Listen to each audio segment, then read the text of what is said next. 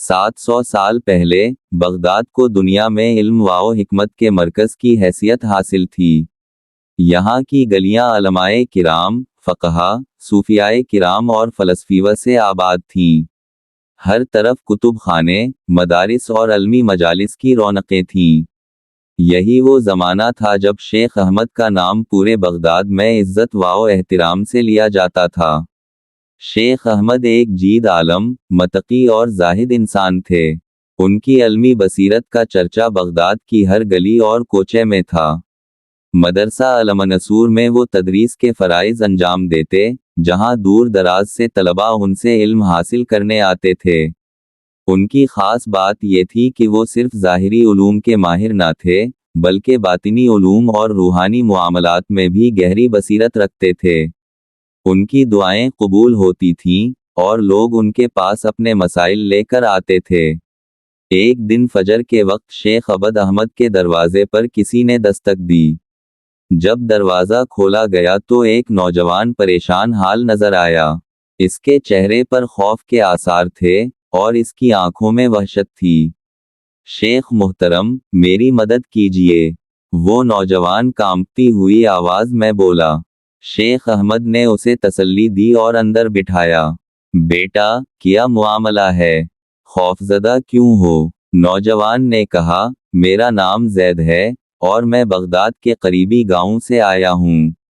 ہمارے گاؤں میں ایک عجیب و غریب واقعہ پیش آیا ہے۔ ہر رات ہماری بستی میں ایک پراسرار سایہ گھومتا ہے۔ جو بھی اسے دیکھتا ہے، یا تو پاگل ہو جاتا ہے یا پھر چند دنوں میں مر جاتا ہے۔ پورے گاؤں میں خوف و ہراس پھیل چکا ہے۔ ہم نے ہر طرح کی تدبیریں کیں، لیکن کچھ بھی کارگر نہیں ہو رہا۔ شیخ احمد نے نوجوان کی بات غور سے سنی اور کچھ دیر کے لیے خاموش ہو گئے۔ پھر انہوں نے آہستہ سے کہا، یہ کوئی عام مسئلہ نہیں لگتا۔ میں تمہارے ساتھ چلوں گا اور دیکھوں گا کہ حقیقت کیا ہے۔ شیخ احمد نے اپنا عصا اٹھایا، چند ضروری چیزیں ساتھ رکھیں، اور زید کے ساتھ گاؤں کی طرف روانہ ہو گئے۔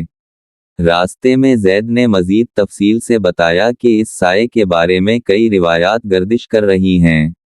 کچھ لوگ کہتے ہیں کہ یہ کسی جادوگر کی روح ہے جو مرنے کے بعد بھٹک رہی ہے، جبکہ کچھ کا خیال ہے کہ یہ کسی مظلوم کی بددعا کا نتیجہ ہے۔ چند گھنٹوں کے سفر کے بعد وہ گاؤں پہنچے۔ گاؤں میں ایک عجیب خاموشی طاری تھی۔ لوگ اپنے گھروں میں دبکے ہوئے تھے اور کوئی بھی رات کو باہر نکلنے کی ہمت نہیں کرتا تھا۔ شیخ احمد نے اعلان کیا کہ وہ رات کے وقت گاؤں کی سنسان گلیوں میں نکلیں گے تاکہ حقیقت معلوم کر سکیں۔ گاؤں والوں نے انہیں روکنے کی بہت کوشش کی، مگر وہ اپنی بات پر قائم رہے۔ جب رات کی تاریکی پھیلی، تو وہ اپنے عصا کے سہارے گاؤں کی گلیوں میں نکلے۔ ہر طرف خاموشی تھی، سوائے ہوا کی سائیں سائیں کے۔ اچانک انہیں محسوس ہوا کی سردی بڑھ رہی ہے، جیسے کوئی سایہ ان کے قریب آ رہا ہو۔ پھر انہوں نے ایک عجیب سرگوشی سنی، یہاں سے چلے جاؤ، ورنہ انجام اچھا نہ ہوگا۔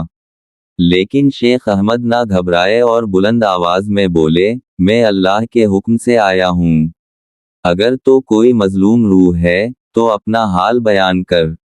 اگر تو کوئی شیطانی مخلوق ہے، تو جان لے کہ میرا اللہ سب سے بڑا ہے۔ اچانک ایک سیاہ دھواں سا ابھرا اور ایک بھیانک سایہ ان کے سامنے نمودار ہوا۔ اس کی آنکھیں دہک رہے انگاروں کی مانند تھیں۔ سایہ بولا، میں کوئی عام روح نہیں، میں اس بستی کا پہلا باشندہ ہوں، جسے دھوکے سے قتل کر دیا گیا تھا۔ میری قبر اس مسجد کے نیچے دبی ہوئی ہے، اور جب سے مسجد بنی ہے، میں بے چین ہو گیا ہوں۔ شیخ احمد نے اس کی بات غور سے سنی اور گاؤں کے بزرگوں سے معلومات لیں۔ انہیں معلوم ہوا کہ واقعی پرانی بستی میں ایک شخص لاپتہ ہو گیا تھا اور کسی کو اس کی قبر کا علم نہ تھا۔ اگلے دن، انہوں نے لوگوں کو جمع کیا اور مسجد کے قریب کھدائی کروائی۔ وہاں واقعی ایک پرانی قبر ملی، اور جب اس کی اسلامی طریقے سے تجہیز و تکفین کی گئی، تو وہ سایہ ہمیشہ کے لیے غائب ہو گیا۔ اس واقعے کے بعد، گاؤں میں سکون لوٹ آیا۔ لوگ دوبارہ رات کو بلا خوف و خطر نکلنے لگے۔ شیخ احمد کی بصیرت اور حکمت کی بدولت نہ صرف گاؤں ایک خوفناک عذاب سے بچ گیا بلکہ ایک مظلوم روح کو بھی قرار آ گیا۔ جب وہ بغداد واپس لوٹے تو ان کی یہ حکمت اور دانائی پورے شہر میں مشہور ہو گئی اور لوگ مزید عقیدت کے ساتھ ان سے رجوع کرنے لگے۔ جب شیخ احمد گاؤں کا مسئلہ حل کر کے واپس بغداد پہنچے تو پورا شہر ان کی دانائی اور حکمت کی داستانیں سن رہا تھا۔ مدرسہ المنصور میں ان کے شاگردوں نے بڑی عقیدت سے ان کا استقبال کیا اور اہل بغداد میں ان کا احترام مزید بڑھ گیا، مگر وہ نہیں جانتے تھے کہ ان کے امتحانات ابھی ختم نہیں ہوئے تھے۔ چند ہی دن گزرے تھے کہ ایک اور حیرت انگیز واقعہ پیش آیا۔ ایک دن مدرسے کے دروازے پر ایک بوڑھا شخص حاضر ہوا۔ اس کے چہرے پر گہری پریشانی کے آثار تھے۔ شیخ محترم، میں آپ کی مدد لینے آیا ہوں۔ میری بیٹی سخت بیمار ہے مگر اس کی بیماری عام نہیں لگتی۔ شہر کے بڑے حکیموں نے بھی علاج کرنے کی کوشش کی مگر سب ناکام ہو گئے۔ وہ رات کو عجیب و غریب باتیں کرتی ہے اور بعض اوقات ایسی زبان میں بولنے لگتی ہے جو ہم میں سے کوئی نہیں سمجھ سکتا۔ یہ سن کر شیخ احمد چونک گئے۔ وہ جانتے تھے کہ بعض اوقات بیماریاں صرف جسمانی نہیں ہوتی بلکہ ان کا تعلق روحانی دنیا سے بھی ہوتا ہے۔ انہوں نے فوراً اس شخص کے ساتھ جانے کا فیصلہ کیا۔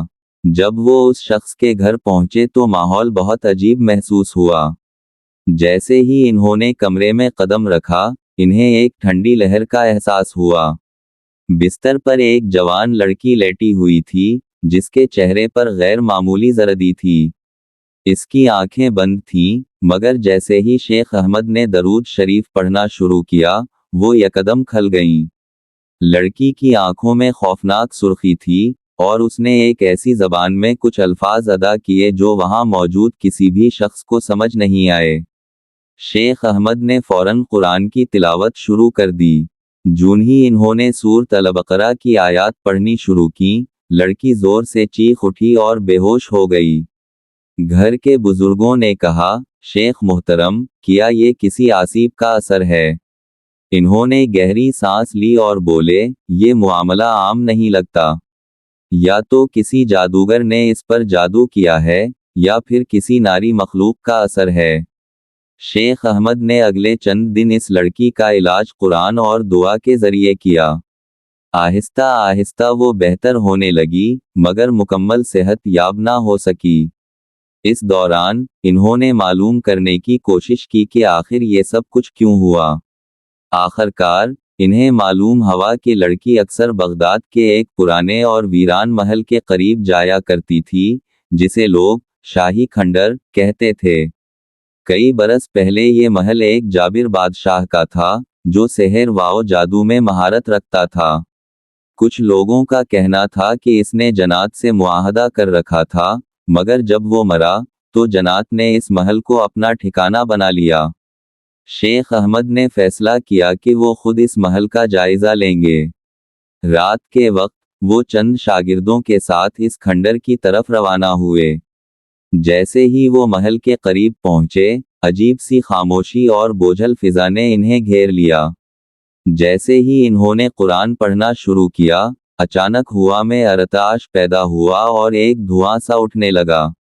اچانک ایک خوفناک قہقہا گونجا اور ایک بڑی مخلوق نمودار ہوئی۔ یہ ایک جن تھا جس کی آنکھیں شلوں کی مانند تھیں۔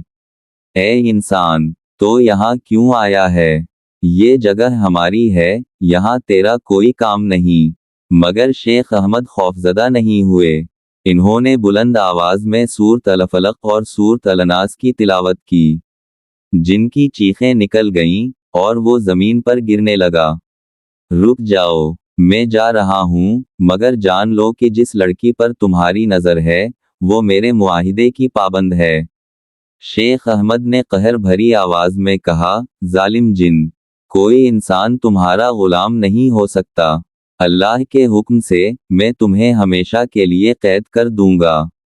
یہ کہہ کر انہوں نے سورۃ البقرہ کی آخری آیات پڑھیں اور جن چیختا ہوا نظروں سے اوجھل ہو گیا۔ جب شیخ احمد واپس آئے تو لڑکی مکمل طور پر صحت یاب ہو چکی تھی۔ اس کی زبان سے اب کوئی اجنبی الفاظ نہیں نکل رہے تھے، اور اس کے چہرے پر پہلی بار سکون نظر آ رہا تھا۔ پورے بغداد میں یہ خبر پھیل گئی کہ شیخ احمد نے ایک اور پراسرار معاملے کو حل کر دیا ہے۔ لوگ ان کے پاس جوق در جوق آنے لگے، اور ان کی عزت و احترام میں مزید اضافہ ہو گیا۔ یہ قصہ ہمیں سکھاتا ہے کہ علم، عقل اور ایمان کی طاقت سے سب سے بڑے مسائل کو بھی حل کیا جا سکتا ہے۔ بغداد کے اس عظیم عالم نے اپنے علم، تدبر اور قرآن کی روشنی میں نہ صرف ایک مظلوم گاؤں کو بچایا، بلکہ بغداد کے لوگوں کو بھی ایک خطرناک بلا سے نجات دلائی۔ یہی وجہ ہے کہ 700 سال بعد بھی شیخ احمد کا نام بغداد کی تاریخ میں روشن ستارے کی طرح چمکتا ہے۔